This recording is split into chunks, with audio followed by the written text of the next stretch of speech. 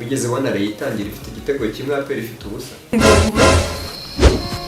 Maramatsiko undahirire kuza ibyiza n'ibibi ko tuzabisangira habe n'urupfu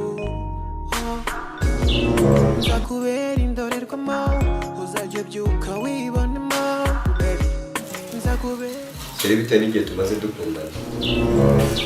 Cyane ibitekerezo mbona ari wowe wambere umugore.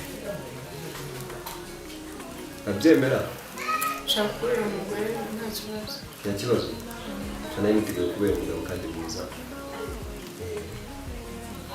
Gusa nyine imbabarire buri kintu nakoresha.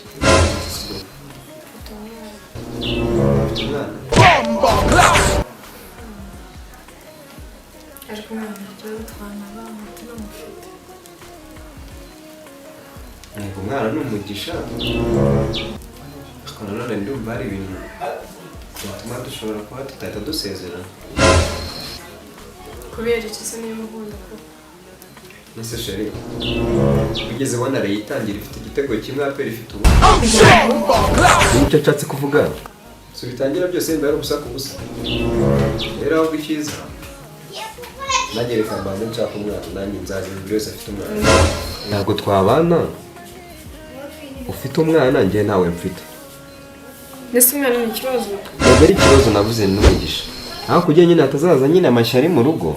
Nanjye reka ngende mbanze njya undi mwana ku ruhande. Twese nzaza buri wese afite umwana ku ruhande n'undi ku ruhande. Twese tunganya nyine kimwe kimwe.